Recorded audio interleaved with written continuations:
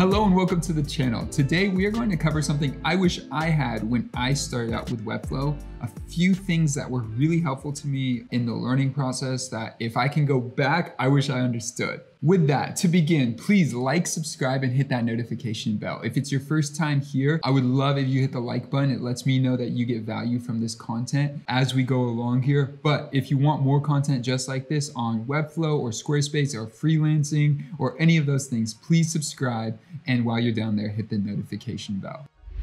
Right before I begin, I do want to say this, a little bit about my background.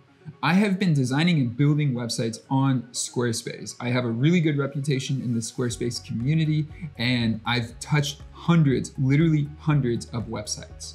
I've had the opportunity to work with some really amazing brands, complicated projects, simple projects, everything in between.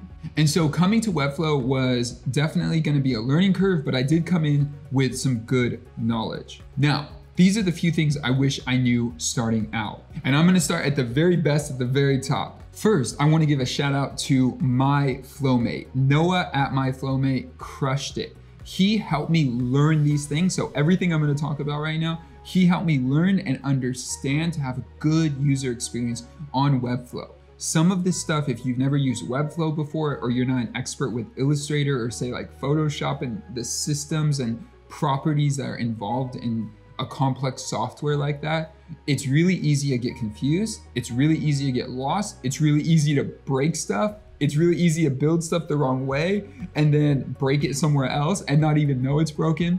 So in this case, myflowmate.com, Webflow expert support, this was so helpful for me to understand, number one, element structures, building components, number two, and interactions. Those three were the main ones I spent time with. I had a good sense of the CMS structure coming from a Notion background. If you've ever built databases in Notion, they work fairly similar in Webflow. So if you understand the database structure from Notion, you shouldn't have any problem within the CMS structure of Webflow. Okay, here we go. Number one, the first thing I wish I knew was understanding structural elements of a div. The recommendation was to actually create everything starting with a div block, not using a section or container or grid or any of this stuff.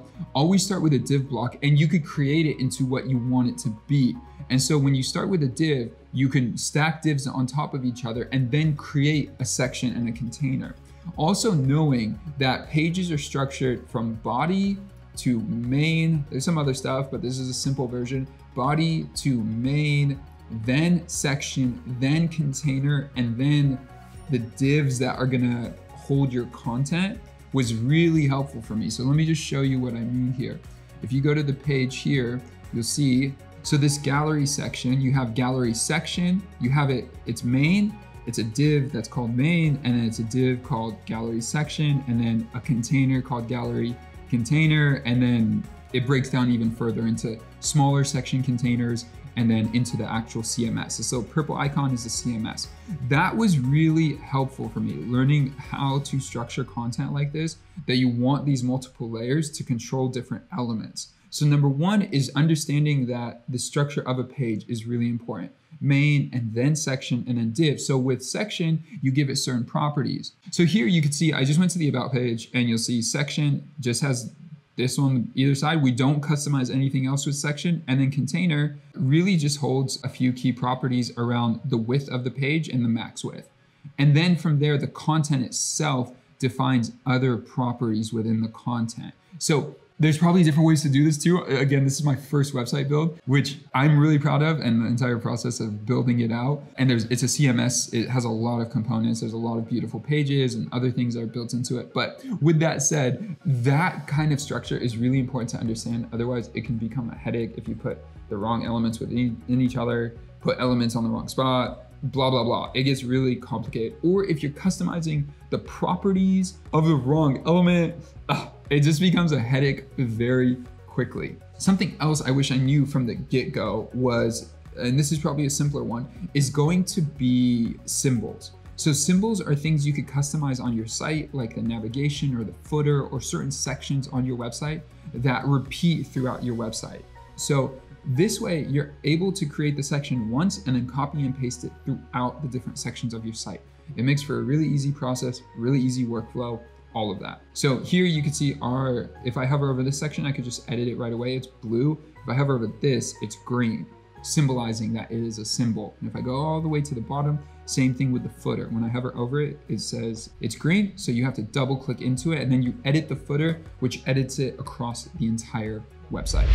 Quick interruption. If you're getting value from this video, please check the link down below. There is an ebook down there that you could download that is so helpful. Its focus is on design. I add new content to it constantly, and it is about the big mistakes to avoid, the things that will have people who land on your site leave immediately, and useful tips on design, on just what clear, concise, beautiful, user-friendly design looks like for your fonts, your colors, your spacing, your header, your navigation, your footer, all of those things. This is a resource I wish I had when I started website design. So check the link down below, and now back to the video. Another thing I wish I knew is how to really think about classes. So what is a class? So these are classes here. When you're using a section or a container or a main or the navigation or any of those things, it's really important and valuable to set up the hierarchy of the initial sections so that you don't have to recreate it every time. So if I go to a page like this, our top picks, you'll see that all the content is sitting in main, which again shares those same properties. So if I delete this for a moment, it gets rid of the properties, but if I type it in, it's an existing class, and then I click on main. One other little tidbit note that I learned in this process is if you go to settings, you could actually, if it is a main or a section or like a certain type of section, it's important to actually tag it as that type of section. So there's a few options here. If it's a header, it's actually a header versus a footer versus a nav, main, section, article, aside, address, figure. I don't know all of these, but I do know main and section, header and footer, nav are important to use. So in this case, it's main, so we keep it as that. Now, the third thing I wish I knew. If you use JavaScript in the back end of your site, if you add it to a page, if you add it to the header of your site, it will not load in the editor. So you have to publish the site and then look at the site as it's published for the actual JavaScript to work. So let's take a look. Basically what that means is if you have some custom code on this page and you want it to work, if I go back to our home page, we have that. So if I go to home, you'll see here, I have these, but they don't do anything. They don't work here. It's because there's JavaScript that needs to run. So what I need to do is publish the site, click publish to select domains. Because it's already published, I'll just go to the site. Here we go. So if I end up clicking on architecture, you'll see that it loads sites. And if I click on blogs and remove architecture or any of these things, the features will work once you get in there. Now there's one other thing to know. If I go back to the site, in the editor, it doesn't show the animation. So you get this weird look sometimes. Again, this is if you're a beginner just starting out, it's good to just understand this so you don't feel like something's broken. But you'll see here that there's this little like arrow to go open a new link and access this website. Well, in the editor, it's just sitting here, but if I go to the actual live view, oh, that's so funny. It's like not working at the moment. Maybe if I refresh it. But if I go to the actual page, you'll see when you hover over it, that's when it pops up. So that interaction that we set up is once you hover over it, it pops up. And then when you hover over the actual icon, it changes colors. So that's a hover effect, and this is an interaction. As we're talking about it, let me walk through that. If I go back here, and I hover over this, you'll see out here, there's this gallery item. There's this little interaction here. So if you click on this, this is the actual interaction. Mouse hover over this whole thing, bring this item from 0 opacity to full opacity. But then this item itself doesn't have an interaction, it has a hover effect. So right here, if I zoom in, you'll see this. So the state, there's an edit on the hover effect. So when I click on that, on this little item, when it's hovered, change the background color to royal blue. See that? So all those items are working together. All right, and then when I'm done, I get out of the hover state and I go to none, and then I click here, and then even here it's not, okay, there we go, wait. I don't know what's happening. It's not working properly right now, but it's working properly on the live site. So hopefully nothing broke.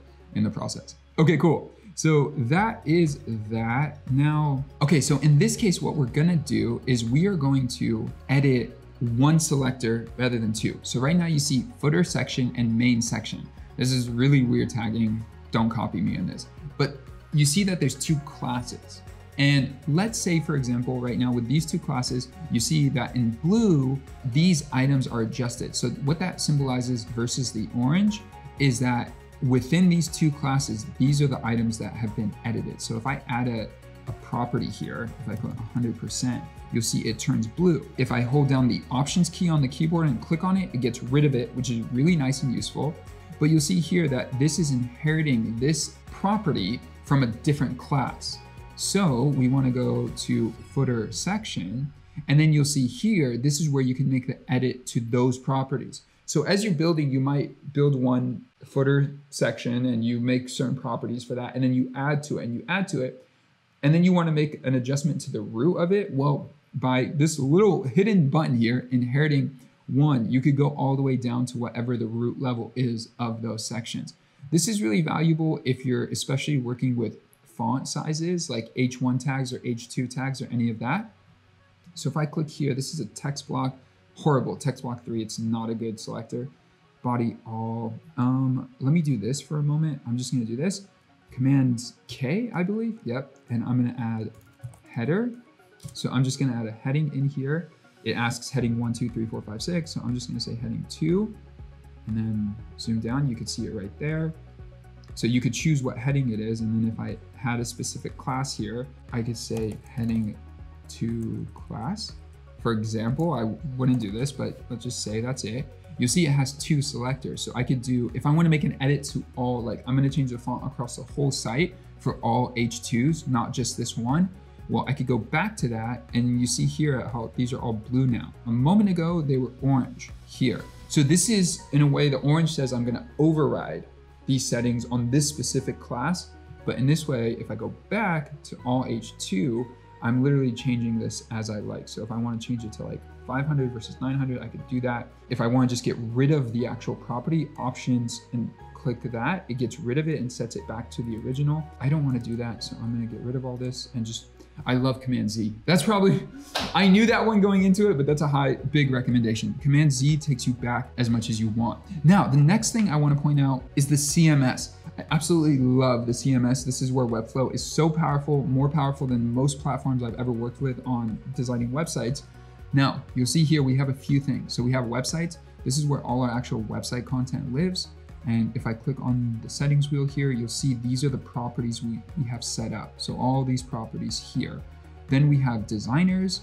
And if I click on the settings wheel here, you'll see these are all the properties we have for designers. We have a few of them we're not using right now, but we just have them there in place. Galleries, we have 5 galleries. And then tags, we have 57 at the moment. And then versions, there are only 2. So there are only 2 versions.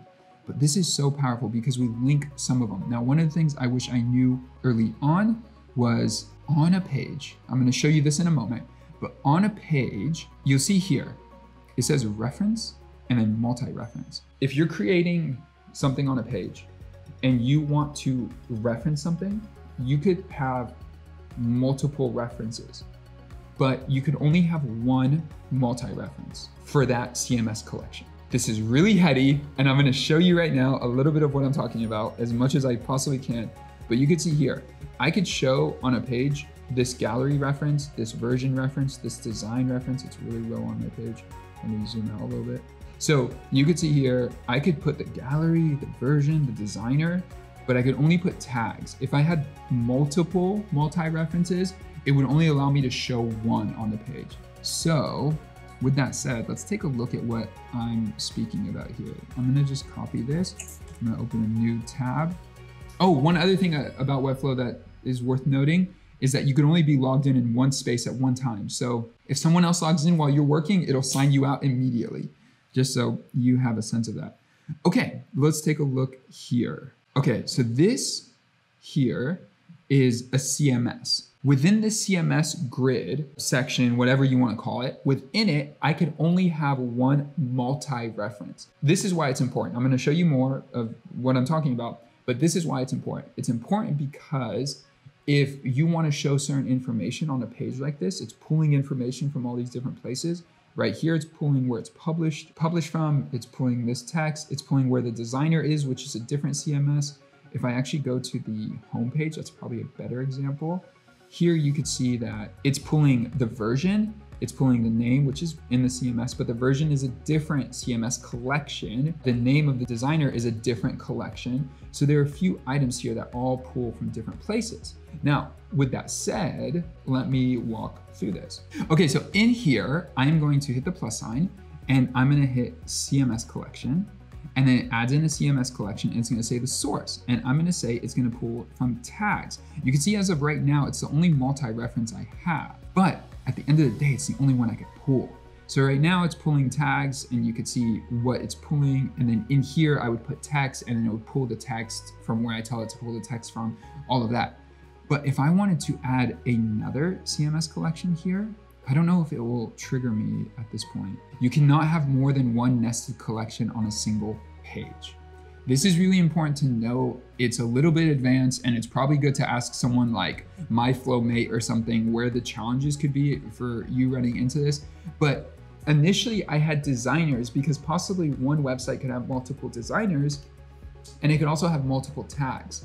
So I had multi-reference set up for tags and designers. But then when I tried to add it to the page, I couldn't add both of them. And as of right now, I don't want both of them. But anyway, I tried to add both of them. And in that process, what I figured out was, well, for designers, I could just have a single reference to designer 1. And then if I have another designer, I could do another single reference and say designer 2, and then keep going from there if I really wanted to. I could still make it look the way I want to at the end of the day, but then still have all the content I want on the page. So just understanding that multi-reference, you can only have one multi-reference within a collection show on a page is important, because when you're creating a CMS like this and a directory like this, it can grow a lot. And I think there's actually a max number of 5 that you could have. So you could see here, this says art, neutral, light colors, design, people. This one might actually have 6 or 7, but it maxes out at 5. When you are nesting a collection within a CMS, when you are nesting when you're putting one CMS in another CMS, you can have only up to 5 entries show, and you can only have one multi-reference in total. I really hope that makes sense, but yes, that is that. And just another highlight to mention in this, and we're basically wrapping up now, is I have this section here is run and managed by JetBoost, which I'll put a link down below.